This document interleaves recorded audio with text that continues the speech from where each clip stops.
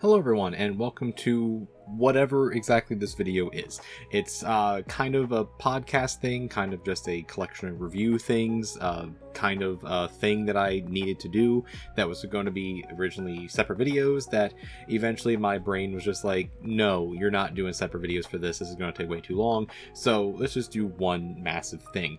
And what this is going to be a collection of reviews, ultimately, for a couple of things that I've been watching over the past couple of weeks / months that I kind of couldn't necessarily talk about due to the SAG-AFTRA strikes going on that have just now ended at the time of this recording, so yay, good job SAG. And also just things that I've been trying to contemplate how to talk about until now. So what we're going to do here is we're going to split up into three parts, and the three things I'm going to be talking about are going to be Season 4 of Star Trek Lower Decks, which I had mentioned multiple weeks ago that in my community feed that I was going to be talking about in some way, shape, or form. So I love Star Trek Lower Decks, so we'll start with that first, and then we'll go into a review of Season 2 of Loki, but ultimately kind of just a review of the whole series of Loki, and then also a personal review of the Marvels, because I was able to watch that as well. And yeah, little spoilers for that. I liked it. But either way, we're gonna get into that, and then also maybe at the end a little special, little secret little review at the end. Not secret. I also watched Wes Anderson's Asteroid City. I kind of want to talk about that a little bit too. But yeah, what is this? We don't know. I don't know. This is going to be a bunch of reviews, but I'm going to split it up into those three things. So I guess to start off, let's just start talking about Star Trek Lower Decks. So Star Trek Lower Decks is an animated series from Star Trek, clearly, not about a bridge crew. This is one of the only series, actually I think the only series of Star Trek that isn't about a main bridge crew, like the captain or like the head of security or anything, but about the lower deck crew, about the people who, you know, just keep the ship running, who are going off on like mini missions out there. And this is the fourth season of Lower Decks, and it is the only Star Trek series that is dedicated to being a comedy, and I think that makes it work incredibly well. And this is not going to be like a serious review of Star Trek Lower Decks, it's going to be season, but just putting a little context for those of you who haven't ever watched Lower Decks, I highly recommend watching it, even if you're not a Star Trek fan. Honestly, it might be better if you aren't a Star Trek fan. Like, there's a lot of references in Lower Decks, and this season gave you a lot of callbacks and a lot of references to a lot of things from Star Trek. A lot of Voyager, to be honest. Like, it was a lot of Voyager, which was really cool. And I, honestly, because of my age, because of how young I am, I never really watched Star Trek at all. However, I've been watching Star Trek a lot lately, the past couple of years, with my dad. And my dad grew up watching Star Trek and loving Star Trek and being a massive Star Trek fan. So he was able to point out a lot of these references that I never would have seen or never would have gotten because I never watch the shows.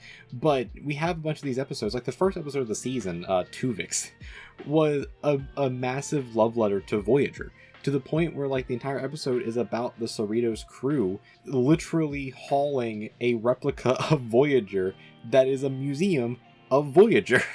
And it's just filled with references to like every episode, even to the point where like the bad guys of the episode are basically just holograms, like holograms of villains from Voyager, which is just hilarious. There's a lot of good things about this season, a lot of really good things. However, the season itself wasn't consistent, but it ended well. And the main thing with Lower Decks with season 4 is that it was Mariner. Mariner was an issue. Beckett Mariner is like one of the lead characters along with Boimler, Rutherford, and Tendi. Mariner was a bit of an issue this season, and the overall plot of this season revolves around the Lower Deck crew getting promoted. And they got promoted to basically lieutenants. Instead of ensigns, they are now lieutenants, so they have more responsibilities, they have more, jobs to do, and they have, they're not necessarily a full team anymore as they used to be, as they had been for the previous seasons. And we don't get as much camaraderie between them. We still get a lot of camaraderie, and we still get like that family aspect of them, but they're not going on all the same missions anymore. And Mariner is the issue here. And it does work out by the end, I will say that, which is a good thing. It does work out by the end. But Mariner throughout the whole season is weird because she keeps going through character arcs. She keeps going through like really good character arcs where she becomes like a really good character. A character that cares about her friends. A character that is actually growing and actually like seeing that she is a bit of an issue, and she has some anger issues, she has some responsibility issues. And then there's just other episodes where she falls back into her old ways of just being an annoyance, being a nuisance, being a troublemaker, being someone who is self-sabotaging. And throughout the season, it gets a bit tiring, I will say. It gets a bit tiring to the point where it's like, oh no, is this going to be an episode where Mariner just ruins everything again because she's self-sabotaging? And throughout the whole season, we're getting people telling her this, where people are telling her, it's like, hey, we wanted to promote you because you're a good, it's like, you're a good lieutenant, you're a good ensign, you're doing a good job. And she's like, no, I want to be demoted, I want to be fired, I want to leave. And it does end up working out in the end. And we find out in the penultimate episode of The Inner Fight, is a great episode, where we finally figure out what's going on with Mariner. And Mariner, this whole time, literally the entire series, had been dealing with this conflict of not ever wanting to be in a leadership position. She loves Starfleet. She even says this. She loves Starfleet. She loves the idea of Starfleet, but she doesn't want to be in the power position of Starfleet because she doesn't want to have the worry of putting people's lives on the line. Throughout the season, we've been having this continuous story, which is great, that there's been a ship that has been destroying random Federation ships and Federation adjacent ships across the entire galaxy, but we find out that they weren't being destroyed, they were being taken, and that it was all ships that showed signs of mutiny from the lower deck crew. And it leads to a really cool thing. But on this planet, I'll get to that in a second, but on this planet, that they eventually find these crews. They find the captains of these ships that were just stranded on this planet to fight each other. Mariner finds this Klingon captain and talks to him, and we find out that, in a great callback, a phenomenal callback to Star Trek Next Generation, one of Mariner's best friends was Cedo Jaxa. And Cedo, we actually see in the first episode we see her in The First Duty. I believe this was called The First Duty, which is an episode where we get introduced to Nova Squadron and Wesley and everything, where she's like a really good pilot. She's part of this Nova Squadron, and there's like a trial to go on, and the leader of Nova Squadron, Nick Locarno, is basically telling the Nova Squadron to lie to Starfleet about what happened in this maneuver they were trying to do that ultimately got one of their classmates, one of their friends, killed. Well, we see Cedo in that one, but then we see her again in the episode of Next Generation called Lower Decks, which is honestly the backdoor introduction to the idea of the Lower Decks crew in the show. It's kind of like a mini, I don't even know how to put it, like a mini blueprint for the Lower Decks show, just not a comedy. And we see Cedo there, and in that episode she dies. Spoilers for a show that came out in the 90s. But she dies in that episode. And we find out that Mariner was really good friends with Cedo, and that she doesn't like these leadership positions because she doesn't want to be the person to tell a friend of hers or a colleague or anything to basically go and die for the Federation. She doesn't want to do that. And the Klingon on the planet basically tells her, no, that means you are strong. That means you're all really strong and powerful, that you want to help everyone. So, it kind of gets over her thing. But then it gets to the actual finale of the season, which is where it wraps everything up, and we find out that Nick Locarno was the bad guy the whole time. And it's like, what the hell? And basically his whole deal was that he doesn't believe in structure. It's a very anarchistic type of thing, but they kind of they did it in a really interesting way here. But he basically doesn't believe in structure because structure is what failed him. But ultimately, he's just a narcissist. He's just an absolute narcissist who just wants people to follow him and listen to him, even though he doesn't want there to be a structure anymore or anything. So it's a really interesting thing. But Mariner is able to defeat him using a Genesis device, and there's some really, really cool stuff in that episode, but not to summarize or spoiler or anything for that episode. Overall, the season is great. It's a really great season, full of a lot of really awesome character moments for a lot of the characters. Honestly, for me, the standout character this whole season, beyond Mariner in the end of the season, was Tendi. Tendi got a lot of really good things in this season, especially with one episode titled Something Borrowed, Something Green, where we actually go to Orion and we actually get to see actual Orion culture for the first time ever in Star Trek. And yeah, there's a lot of like jokes that are made about Orion culture for sure, about how criminal the whole like culture is, or how like violent the culture is. But we also haven't ever seen anything from Orion culture before, or hardly seen anything. So they're able to just do what they want to do with that. And it all weirdly makes a lot of sense and explains a lot of things. But Tendi gets a lot to do in this season, and there's a lot of really cool things to do, and we see a lot of growth from her as a character. We see a lot of growth from all the characters, to be honest, but we see a lot of growth for Tendi, to the point where by the end of the season, she has to then leave Starfleet to go back to Orion to fulfill a bargain with her sister, who is now the head of her family. So we get a lot of stuff there. I still think there's some stuff going on there that they'll explore in Season 5, for sure, because we know there's going to be a Season 5, that she's either like a plant for Starfleet, or she has like other motives or anything, or that she's going to end up back in Starfleet again somehow. But she has a lot of really good character growth of learning to basically be more self-sufficient, be more self-reliant, be more motivated, have higher self-esteem in herself and her work ethic and what she does, but also kind of get in touch more with her actual lineage, her actual culture, and not feel ashamed by it, which is really, really cool, especially since the character in general, it can be read in a lot of different ways, and you can kind of see a lot of different like allegories with the character of Tendi, and seeing that Tendi's becoming more comfortable with herself and her history as well is a really cool thing. However, the one character I will say that I feel like got the least to do in this season was Rutherford, because his season kind of seemed like it was like last season, where we got like his whole backstory and everything. He didn't really get much to do this season. There was some funny stuff with him for sure, but there wasn't really much character growth for him. He was just kind of Rutherford. He was just kind of there. And he was cool. He was a good character for sure. He was great in this season as well. But there's not really much for him to... there was some great stuff between him and Tendi, as mentioned earlier, between all the characters. But there's some good stuff between him and Tendi.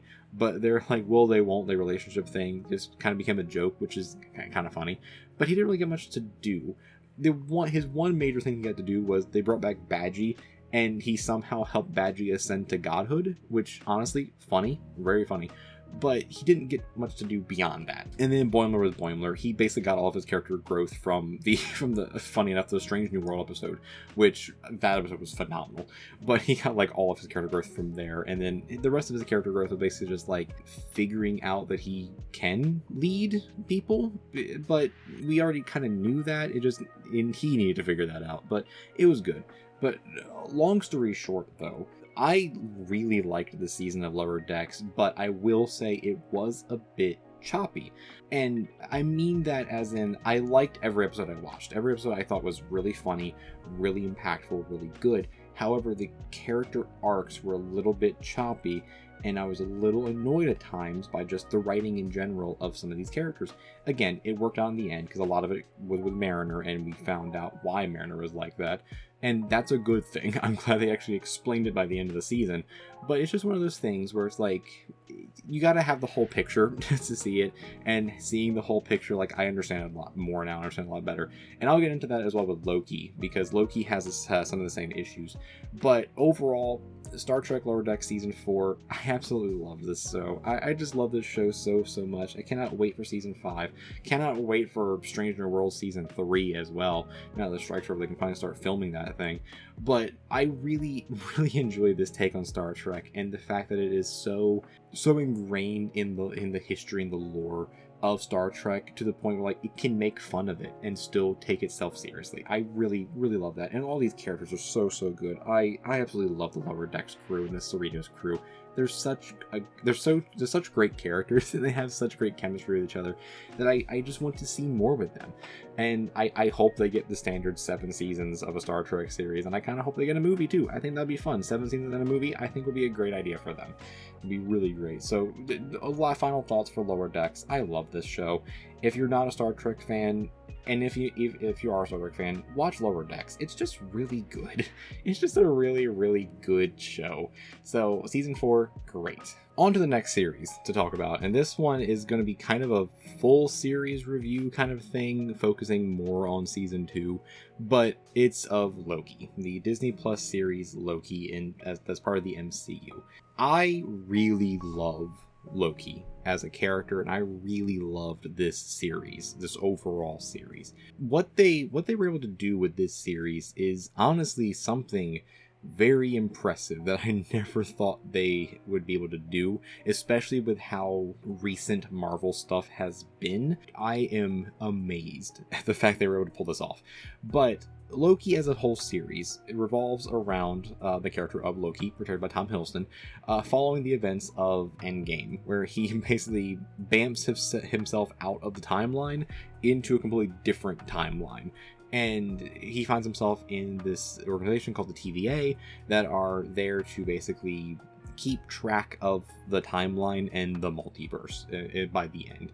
And the whole series is kind of building up this idea of Loki as a character figuring out his purpose, because the whole idea of Loki the whole time is that he has been burdened with glorious purpose. It's his whole thing, is he is burdened with glorious purpose. He is destined to be king of Asgard. He is destined to be the one to hold it all, and he is destined to rule something. But he finds out while in the TVA that basically he's just a failure.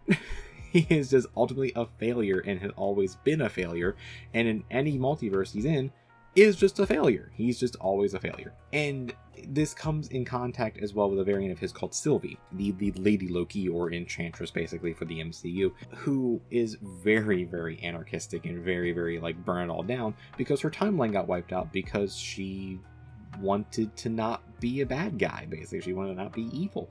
And she and Loki have a whole thing where they complement each other really well. And season 1 of Loki ended with that. It ended with this like big conflict between him and Sylvie, with him basically, letting Sylvie kill this Kang variant called He Who Remains, played by Jonathan Majors. We'll get to the Jonathan Majors stuff in a bit, but that's how season 1 ended, and then the timeline gets all messy and broken, and the multiverse happens, and it's weird. But that's basically season 1. Season 2 picks up where that left off, where Loki finds himself basically popping in and out of time. He's like doing a thing called time slipping. He doesn't know what's going on. They don't know where Sylvie is. He Who Remains is just dead. But also there are a lot of Kang variants out there now because the multiverse exists. So there's a lot of stuff going on. However, unlike the first season, I feel like the second season was a lot more linear. But the issue with the second season was that it was a little bit paced weirdly. Like there's some definite weird pacing issues, especially with the first 4 episodes. The first 4 episodes were like a big intro story. And then by the end of episode 4 is like, whoa, that's a big thing that happened. What's going to happen there? Episode 5 felt kind of like good filler, and then episode 6 was just amazing. So a little bit pacing and story issues there, especially with us trying to figure out what's going on, because in season 2, with the introduction of the multiverse now, we find out that the central point of the TVA is this time loom that is holding the timelines together. And with there being now an infinite number of timelines, it can't hold them all, and it's going to blow up at some point unless they have a Kang variant there to try and rectify it. And we eventually find out that it's impossible. It's just simply impossible to do that. And we learned this through some really neat time loop shenanigans in episode 5, where Loki basically episode 5 and episode 6, where Loki just keeps going back in time and putting himself in a time loop to learn how to fix everything, ultimately figuring out that he can't. And it's really neat, really, really cool. But then he hops back to literally the end of season 1, to that conflict with him and Sylvie in the throne room of He Who Remains. And we find out that he's done this a lot of times, according to Kang. I'm just going to keep calling him Kang at this point, because that's just easier to do that. He finds out he has a really great conversation with Kang, where he basically learns that there are 2 options here, because Kang had planned this all out from the beginning. And the 2 options are either you stop and you let me rule everything, and you kill Sylvie. Those all come with the same option here. Or you don't do that, and the entire multiverse explodes, and I'm the last one remaining, and the prime timeline exists again, and you fail. So it's like a fail option. Loki spends his whole time thinking, well, how do I fix this, and what do I do? And he finds the 3rd option.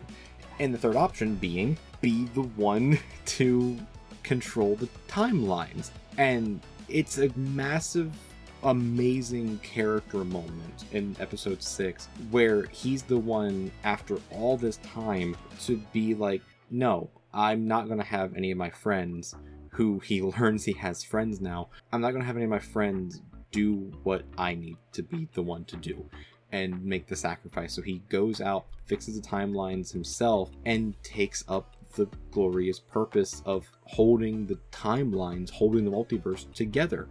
And it's cinematically beautiful to see what they did with that, where it's basically just Loki walking through all this temporal radiation, peeling away his current self and revealing the god within him again as he just holds on to the strings of the multiverse, eventually walking up to this golden throne.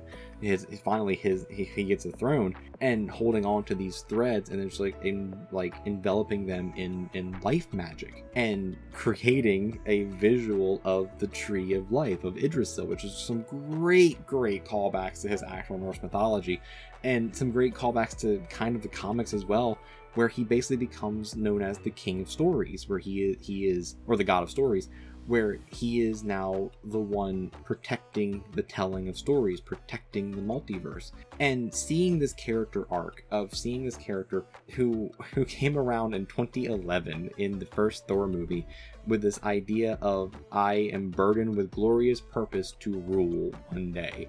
And now it was a bumpy ride for sure. And now by the end of this season, seeing that his glorious purpose was to remain in solitude, ensuring that life persists in the entirety of the multiverse alone, is wild. And the fact that he's doing this to protect his friends, people that he never thought he would have, like he never thought he'd have friends or a family or anything outside of Thor, it's mind-blowing how they were able to do this. Especially coming from the same studio that also did Secret Invasion and completely bungled all that up. So this whole series was great, and there were some. Loki was the standout for sure. Obviously, like Tom Hiddleston's performance as Loki in both season 1 and season 2 were masterful, like absolutely masterful. Every time he said anything, every time he was on screen, you felt his love of this character, and you felt the passion behind it, and you felt how much he cared. However, season 2 does have some issues in terms of some characters, Sylvie being one of the main ones, that she just doesn't get much to do, sadly, and a lot of her issues from season 1, a lot of her character development from season 1, just kind of, she doesn't do anything. She doesn't really do much. She just kind of is really content with just wanting to just be alone and wanting to just go off and live in this own in her own time, in her own timeline, this own variant timeline, working at a McDonald's, and then just, existing and just living, which Loki's given to her. Like, Loki gives that to her by the end of allowing the multiverse to exist, but she doesn't really get much to do. Also, Ravonna doesn't really get much to do either, which kind of sucks because they kind of set her up to do a bunch of stuff. But after episode 4, she isn't in the show really. She doesn't get anything really to do. So I'm interested to see what they do with some of these characters. However, the bigger thing from this season alone is that I don't know how they can do a season 3, or if even they want to do a season 3. These 2 seasons were a perfectly contained story, and the way it ends with Loki being alone on the throne holding together the multiverse, you kind of can't do anything else past that. Like, that is the end of his story. That is the end of his character growth, of his character arc. Now, will they use Loki again in the MCU? Probably. Like, it's almost a guarantee we're going to get a variant Kid Loki in the Young Avengers, probably, because why not? They can definitely use Sylvie somewhere in the MCU if they want to actually use Enchantress / Loki again. They can use her. And, like, the TVA can still do stuff, but as a series, I don't think they should do a season 3 at all, because Loki, the series, was about Loki, the character, and he had a perfect end. Now, I would honestly love to see like a spin-off, like little limited series, or with how Marvel is attempting to now try and actually do TV series, like actual TV series, an actual continuous like episodic kind of series about the TVA, dealing with different multiverses and dealing with like multiverse issues or like protecting the timeline. That'd be kind of cool. So we get to see these characters again. Like, I'd love to see some more Mobius. I'd love to see what they do with Ravonna. But like, as a character, Loki kind of has an end. He has a definitive ending now, which is amazing. And it's a great thing to see for this character that's been going on since 2011. That is a much beloved character by the entire fan base. Like, I don't really know of any person who's a fan of the MCU who doesn't like Tom Hiddleston's Loki, especially after like Infinity War, where he got that full character growth there. It's like they were able to get that character growth, somehow flounder it a little bit by having the first season of Loki, but then renew it completely again within the first episode of that series, and then now finish the story arc. It's a weird thing. The other main thing I want to talk about here is also Jonathan Majors and Kang in general. So there's a lot of issues going on with Jonathan Majors right now. There's a lot of legal trouble going on. I'm not necessarily going to talk about it here. I'll post like some screenshots of some story articles or whatever, but there's some definite stuff going on with Jonathan Majors to the point where it's like it's looking very difficult to have Kang be the big bad of the MCU like Disney Marvel has tried to be situating and planning for the past couple of years. I say past couple of years, it's been like maybe a year or two that they've kind of set up that Kang's gonna be the bad guy, but it's an interesting thing because we don't know what's going to happen with Jonathan Majors and if he's going to be acting anymore in the next couple of months. The next like 6 to 9 months is going to be very intriguing to see what they do here. But the way this series ends, I don't think they had necessarily planned on this to begin with, kind of acts as a really good ending for Kang if they wanted to just shift away from that character being the big bad. They can just use the ending of Loki as the ending point. Like, they even mentioned Quantumania in the finale minorly by saying like there was a Kang variant over here, but he was dealt with pretty easily, so we don't have to worry about him. They could just use it as saying, yeah, we don't really have to worry about the Kang variants right now. Like, they're out there. If they want to eventually bring them back, they can.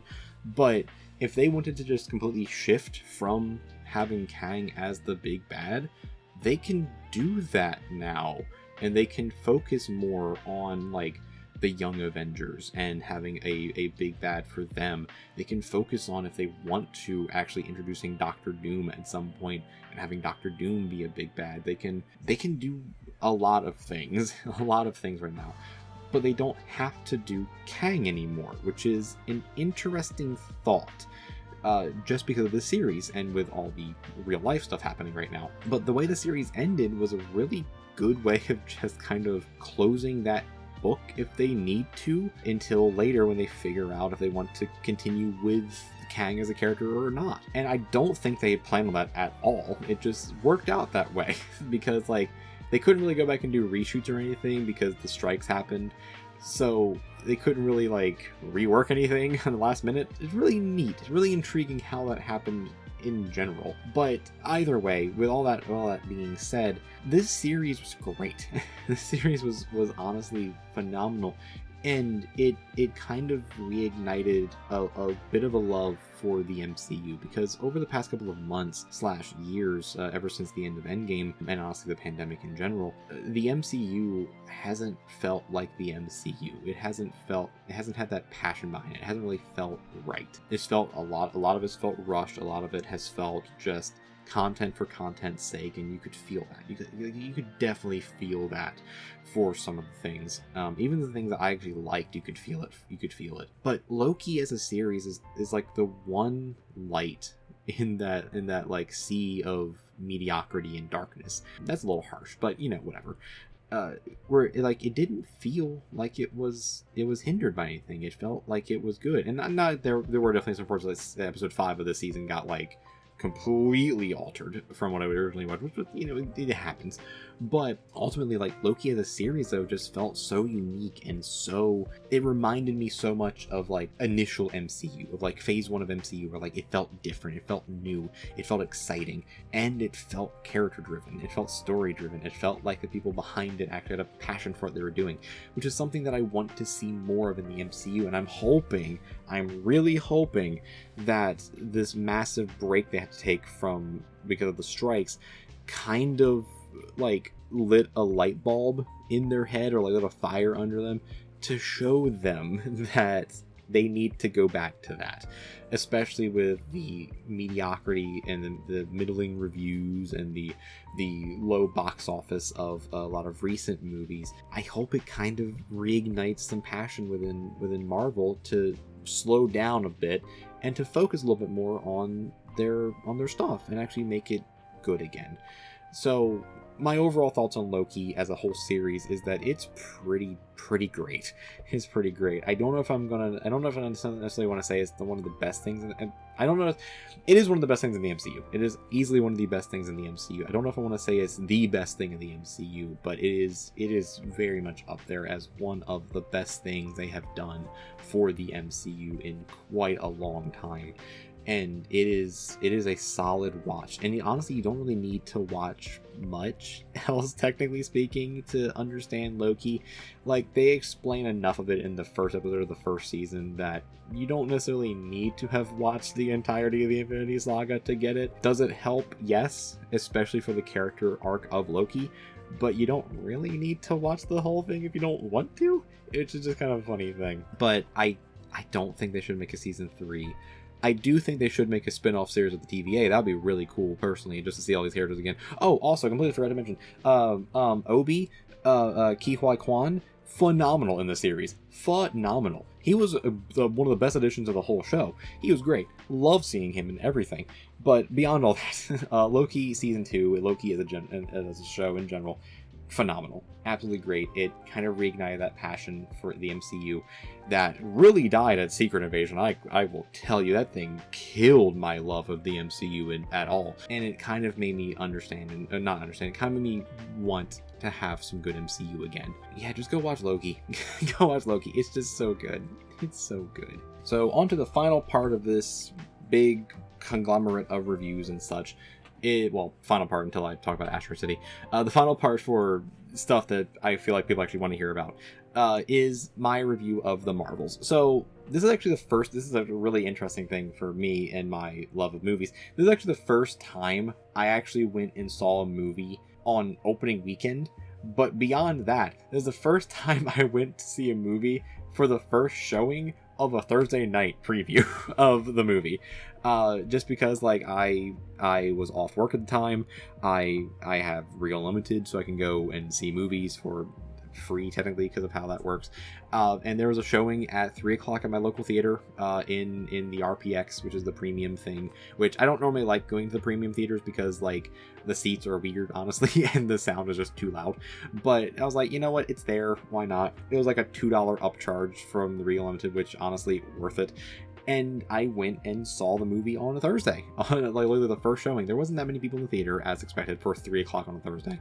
But I went there and I was like, I want to see this movie early so I don't get spoiled for things, especially because at that point the embargo had already lifted for the movie, and I had been seeing a lot of negativity for this movie, like so much negativity for this movie, and I'm like, is this really this much of an issue? Is this movie really this bad? Because I was really looking forward to this movie, because I love Brie Larson as Carol Danvers. Like, absolutely love this character and love her as an actress.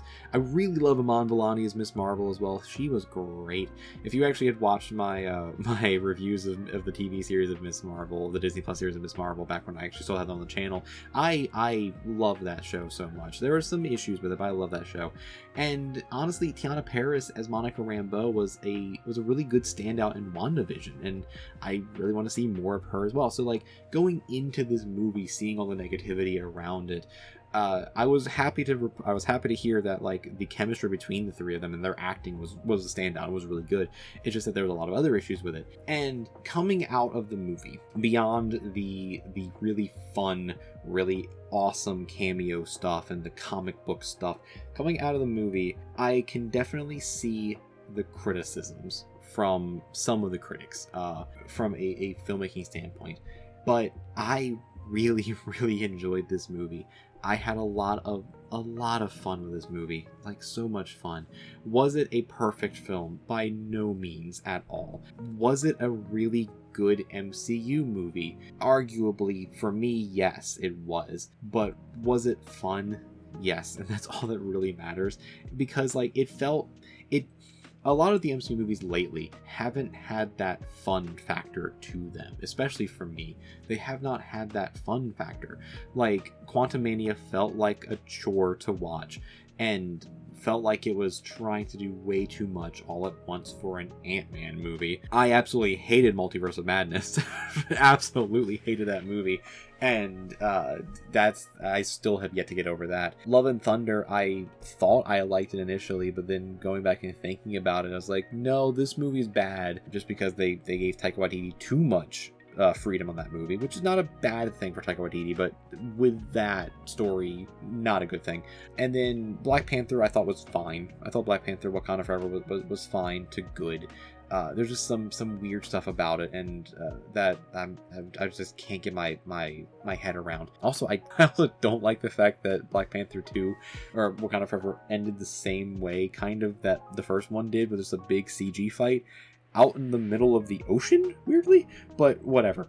But either way, going back to the Marvels felt fun. It felt like it had a sense of joy behind it, and it also felt like it was heavily edited in post-production and was heavily influenced by studio mandates, which sucks. That sucks. It very much sucks. But, and like you can tell, like this movie felt like a 2 hour and 10-minute movie, 2 hour movie at minimum, that was cut down to an hour 45. Now, I love a good 90-minute movie. I love a good tight 90 movie, a good movie that's an hour 45 minutes. I watch a decent amount of independent films and indie films and lower budget films that are within that range, that are under 2 hours. And I gotta tell you, those are great, especially when they're paced nicely. This movie felt like it needed that extra 15 minutes just to put it to 2 hours, just for some character beats and some story beats. It's just like to iron out some things, because that's like the main issue with this film, was that the story overall felt like it was rushed. Like, the whole first third of the movie, they're just rushing through it to get to the other stuff in the film. And it's weird to me, the fact that they were doing that. It's just really weird. It felt like there was some stuff cut from the movie. And watching it, you can tell there is some stuff cut from the movie, because there's a lot of just weird edits in the film. Not as bad as Suicide Squad from 2016, when that movie came out. That movie is god awful in terms of editing, but this movie's not as bad as that. I don't think it's as bad as that, but you can tell there are definitely some editing choices that were made in this film that aren't good. But the main thing, I feel like, is that if they added a little bit more time to Tiana Paris, to Monica, I think it would have been a lot better, because some of the emotional impact of some of the things didn't really hit as well. Like, the biggest conflict in the whole film, beyond the villain, that doesn't matter. I'll get to the villain a little bit, but the biggest conflict in the film is the continuing of Monica Rambeau's dislike, distrust, disillusionment, I guess the best way to put it, kind of Carol, of her aunt Carol, which is carried over from WandaVision, which is phenomenal. This movie actually acknowledges WandaVision more than Multiverse of Madness did. Wow, it's amazing what happens when you actually watch the shows that you put out.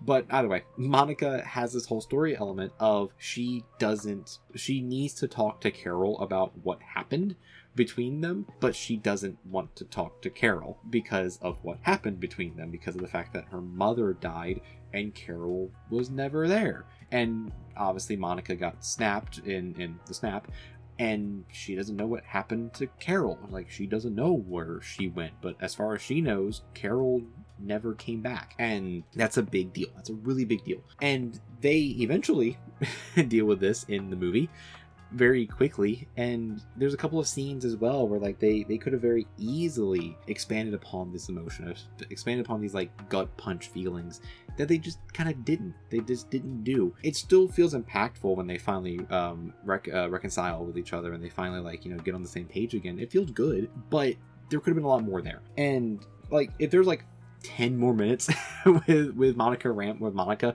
just like showing what she kind of has gone through in this whole time period, that would have been great. However, the biggest standout of the film, and I saw this in the reviews going into this, the biggest standout was Iman Vellani. She is an absolute gem and an absolute ray of sunshine in this entire film. She brings this whole thing together in a way that makes a lot of sense, to be honest, with the character and with her as a person being an actual Marvel superfan. Like, you can tell that she is living her dream, and honestly, I am so proud that someone is able to do that in Hollywood. And she's able to do that. Like just seeing that enjoyment and that just like ecstatic nature of a super fan being able to live their dream is so good, and you can feel that, and it feels good to watch that as well.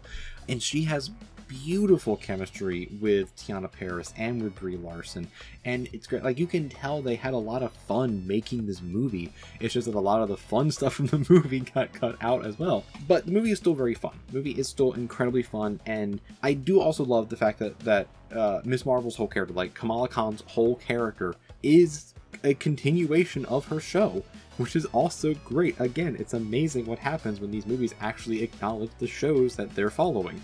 And it, like, her whole family, not her whole family, but the main part of her family comes back as well in this movie, and their whole characters and their whole stories continue from the show. It's great. It's wonderful. They don't bring back Bruno, which is weird. They don't bring back her best friend, but I guess he's not needed. But they bring back her actual family, and they're great. they're great. They're some of the best comedy bits in the whole movie. They're some of the best like character bits in the whole movie, and there's some great emotion with all of them. But Iman Vellani, just as an actress, is phenomenal. God, I hope that she doesn't get like ruined by Hollywood. Like, please keep that light in you, Iman Vellani. Please keep that light in you. But she's great. And then I love Brie Larson. Okay, I absolutely love Brie Larson. I have loved Brie Larson ever since seeing her in Scott Pilgrim vs. the World, because it's my favorite movie of all time. Seeing her in that, I have loved Brie Larson. Everything Brie Larson has been in, I have loved her in it. Like, I love her in Kong Skull Island as the journalist. She is great in that. I love her as Carol Danvers. I think she is a phenomenal Carol Danvers. And I love the fact that in this film, we actually get actual character growth for Carol. And it's some really powerful character growth that I, again, just like with Monica, wish we had gotten a little more time to explore. Because we find out, in kind of a meta sense as well, which is really intriguing, we find out why Carol really hasn't come back to Earth to talk to Monica. We find out basically that Carol has been putting all this weight on herself, all this stress on herself, because of her powers and because of how she got her powers. And she feels a lot of guilt for getting the powers and it not being Maria, Monica's mom. And she feels a lot of guilt for that. So she tries to cover up that guilt and tries to fix it by trying to help the universe, by trying to be the savior of everything. However, she also doesn't want to be the savior of everything because she's always called upon as this savior figure. She was called upon that in Endgame as like the one who was the reason why they actually went and killed Thanos, who then came back at the end and helped with the fleet and took them all down. Like, she was the savior of them. She was supposed to be the savior of the Kree by going and killing the Supreme Intelligence to give them all freedom and free will. Unfortunately, that caused a civil war to happen and the complete collapse of the Kree civilization, which I guess also kind of leads into why Ronan was the way he was in Guardians, which is really intriguing to think that now. But either way, she basically has done this a lot of things to be like the savior of the universe, and she never asked for that and never wanted to. And in a meta sense, that you can kind of see that as like Brie Larson as basically being like handed all this stress to be like the savior of the MCU, and her also never asking for that either. And I think that was a really intriguing choice to have that be her character arc, of her actually coming to terms with telling Monica this and telling Miss Marvel or telling Kamala this, and just actually admitting the fact that she just wants to slow down. She just wants to settle down, and she needs to just sit with her grief for a bit and sit with the choices that she's made, because she can't help everyone. It's the full Superman syndrome. Like, she has full Superman syndrome where you can't save everyone. You just have to save the people you can save, and you have to just make those connections again. You have to just sit down, make those human connections and just stop being this godlike figure, which is what Carol Danvers, or what Captain Marvel has basically been seen as for a long time. I love how Larson is acting this in this movie. I love how she's showing it, because she is portraying that grief and that like internal struggle, that internal anger really well. And there's some great moments between her and Tiana Paris's Monica Rambeau of those emotional like breakages where you can see that she wants to just tell Monica, I'm sorry. I'm sorry, and I meant to be there. I just didn't know how to be there. And they apparently were cut for time to get this movie under 2 hours. And it's unfortunate. It's unfortunate, and it's unfortunate. But there are nuggets there. There are some nuggets there, and the nuggets that are there are still good. And I still love what they did with her character and what they can do with her character going forward, because by the end of it, she actually is settling down finally. She's settling down on Earth. She's actually taking Kamala under her wing like she was supposed to do for Monica, and like she meant to do for Monica, and just didn't once the whole Skrull stuff happened in the 90s when she became Captain Marvel. She just never came back. So she's now trying to rectify that by being that mentor figure for Kamala, which is great. I love that. I love that so much. And Monica has some interesting stuff too, where she gets trapped in an alternate dimension. We'll get to that. I don't want to explain the full plot of this movie, because go see the movie. Like, I'm spoiling a lot of things, but go see the movie. But like, I wish there was more stuff with Monica by the end of the movie. I just wish there was like 10 more minutes with Monica just to see what she was doing, see her character and everything. However, the biggest character that I wanted to see more of was Dar-Benn. Zawe Ashton got royally screwed over in this movie as the villain. Her villain of Dar-Benn, who is this like radical Kree who is like trying to reunite her people, because the home planet of Hala is basically on the brink of just complete and utter collapse because they've used all the resources for the Civil War. The star is dying. There's a massive drought. They're in living hell. She's basically trying to then like reform the Kree society back, but is doing it by opening up these wormholes, these like warp points in the universe to different places to like suck up their planet resources and stuff. But she's doing that in spite of Carol, because she blames Carol for the whole thing, which, to be fair, Carol understands that completely. But like, none of her actual motivations are ever really explained in the movie at all, and we never really get any time with Dar-Benn at all to see why she's doing it. Like, we understand why she's doing it. She's trying to save her planet, but we don't ever really get why she's this way or what caused her to be this way. She's a bad villain. She's a really badly written villain that needed a lot more time in the oven and a lot more time to like manifest and to show us why she's a villain. Like, comparing her to at least Ronan. Like, there's just Kree villains. Just comparing Dar-Benn to Ronan. We at least understood what Ronan was doing. Now, is he the best villain in the MCU? No. He was fairly one note for the most part, but we knew what he was doing. He was basically a mercenary that was hired by Thanos to go and find the Infinity Stones, and then once he got them, he was like, I got the Power Stone now, I'm gonna go help the Kree Empire by taking over some planets now and killing the Guardians of the Galaxy. I'm gonna go do this. I'm gonna go fight Thanos with the Power Stone so I can bring back the honor of the Kree Empire. So like, his stuff actually makes sense now, more so knowing the fact that the Kree Empire was dead, basically. So like, that all makes a lot more sense. We don't know really what Dar-Benn's doing. We just know that she wants to get revenge on Carol and help her planet, which I guess is a motivation, but we never really see it in the movie. And it's a lot of scattershot stuff that I wish they just explained at all, and they just didn't. But that's basically that. There are some definite issues with the film, though, and there are some definite things that certain people just won't like and that other people will love. Like, there's a whole musical number, there's a whole musical planet that people just won't like. I thought it was fine. It was pretty fun. Like, I could definitely see why people wouldn't like it, but I liked it. I thought it was fun. There's all the stuff with Goose that's going on. It's like, it feels like they were weird situation, just like cut from an actual emotional moment to some stuff going on with Goose, but it was like, whatever. It's Space Cat. they're cute. Space cats are cute. However, the other big thing, and this is the big thing, this is a combo thing to end off this review, and this is major spoilers here for this stuff. It's the end of the movie and how the movie. So to wrap up the conflict of this massive hole in the multiverse that opened up, that's explained kind of in the movie. I'm not going to explain that here. To fix this, Monica basically has to absorb a bunch of power from Carol and from Kamala, and then basically use it to fully become Spectrum as she is supposed to be, and absorb all this light radiation, or all this light energy, and just go and close the tear. However, she does this and she gets stuck on the other side of this dimensional tear. So she's just gone. She is gone. She is in this other dimension. And I'll get to that in just a second, just to explain that she's not in the picture right now. So then back on Earth, we have Carol settling down, taking Kamala under her wing. And then Kamala gets this bright idea, like, wait a minute, there needs to be new heroes. There needs to be some new heroes. And we get her pulling a Nick Fury, referencing back something from the beginning of the film where she basically steals a shield like pad, and she goes to New York and she starts recruiting for the Young Avengers. And they're finally doing something with the Young Avengers. They're finally doing this thing that we've all known they've been trying to do since the beginning of Phase 4. They're finally acknowledging it. And she goes to Kate Bishop.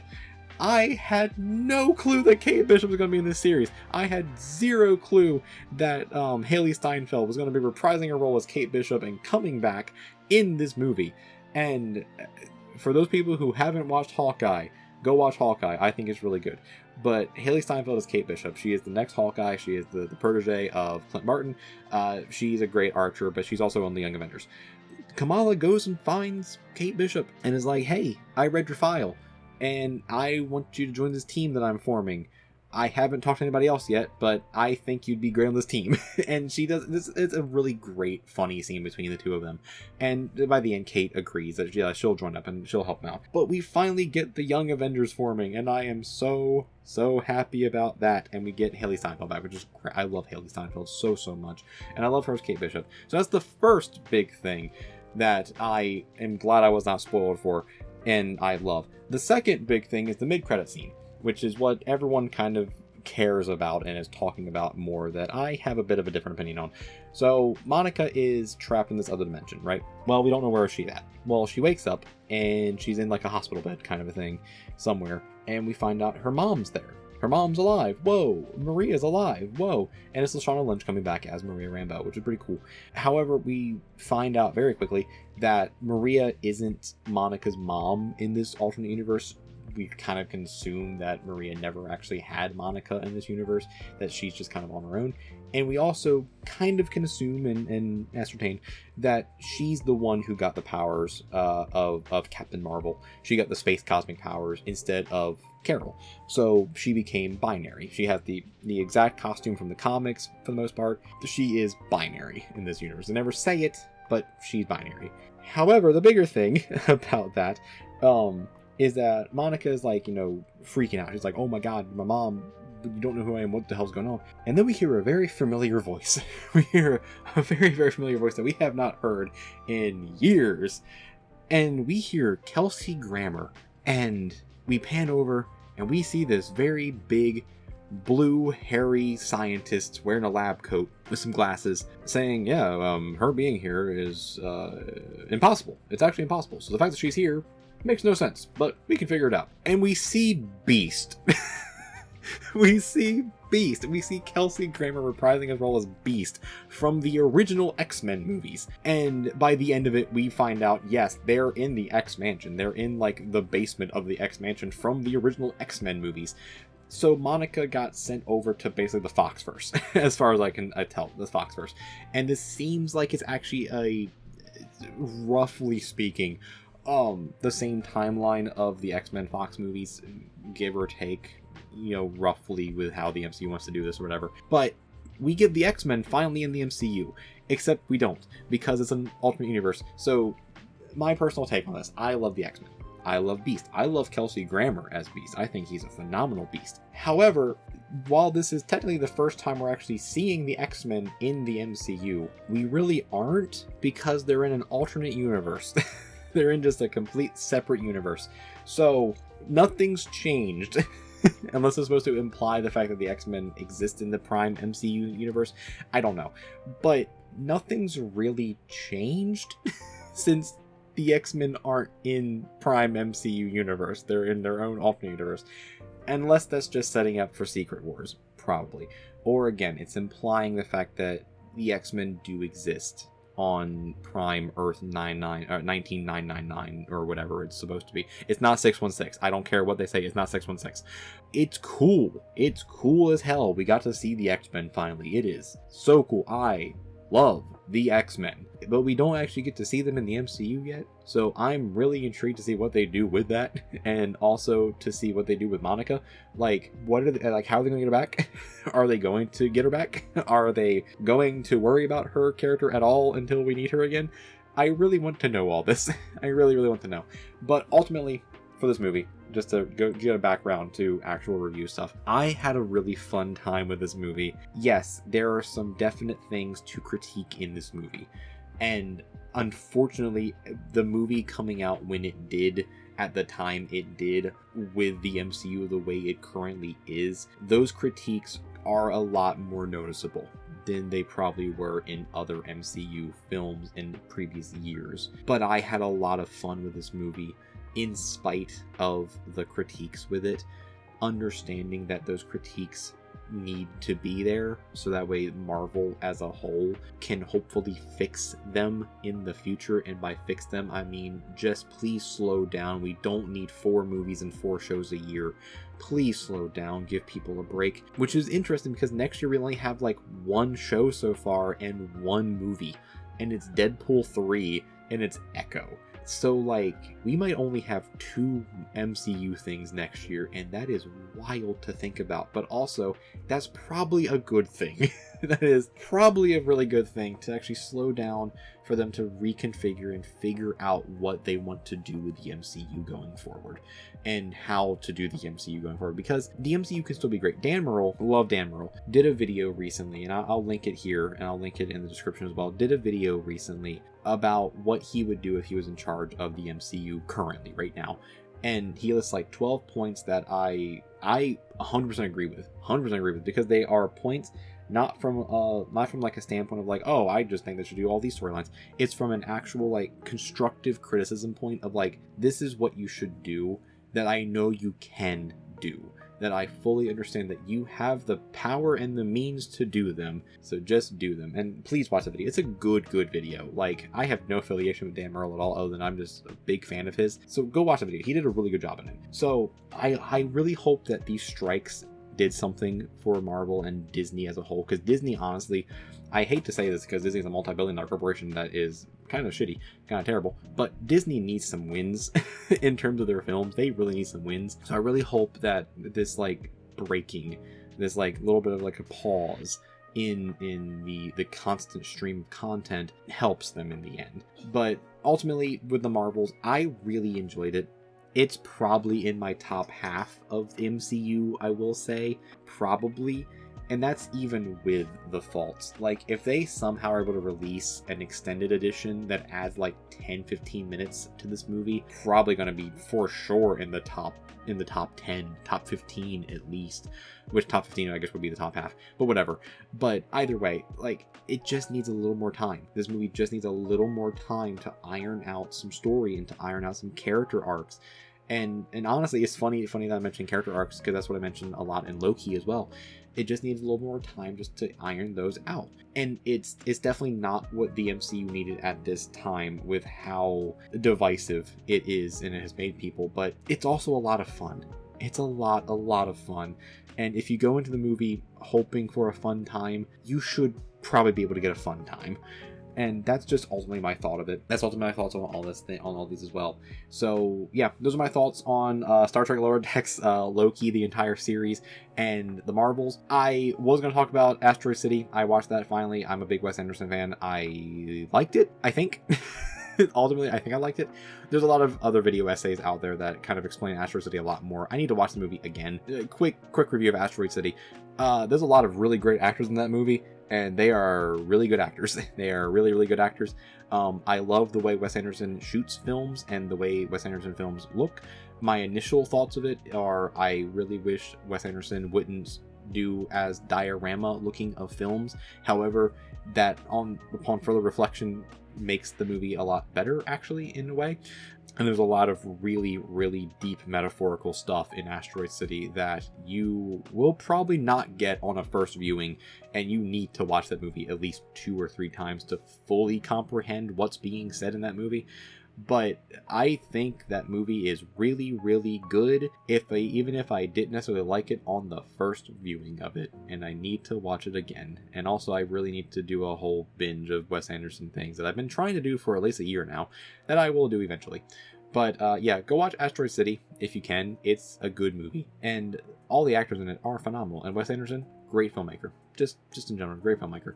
But overall, those are my reviews of everything that I had been promising to you all for a while. So there they are, reviews finally. Let me know down in the comments below your thoughts on any of these things that I brought up in this long video. This is definitely going to be the longest video I've ever uploaded, and it will be out at some point. At the time of recording this, it'll be out at some point. But yeah, let me know down in the comments. Please let me know down in the comments what do you think about this type of format of video, and also your thoughts on these various things that I brought up and mentioned as well. And if you want to see more of these, I kind of like this, to be honest. I kind of like this, like, unhinged Minty just talking about things and reviewing things the best way I can. It works for my ADHD addled brain, and I kind of want to do these a little more on like other things I want to review.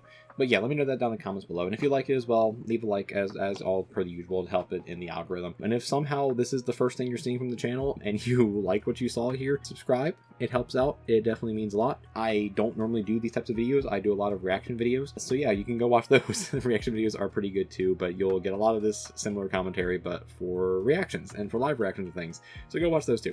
But either way, on the screen, there's going to be some links to other stuff from the channel. Go ahead and watch those things as well. And yeah, just stay critical of your things you're watching, but also keep enjoying the things you're watching as well, and try to have the enjoyment there the whole time. Just enjoy the things. Yeah, until next time, just keep watching things, and I'll see you next one. Till then, peace everyone. Peace.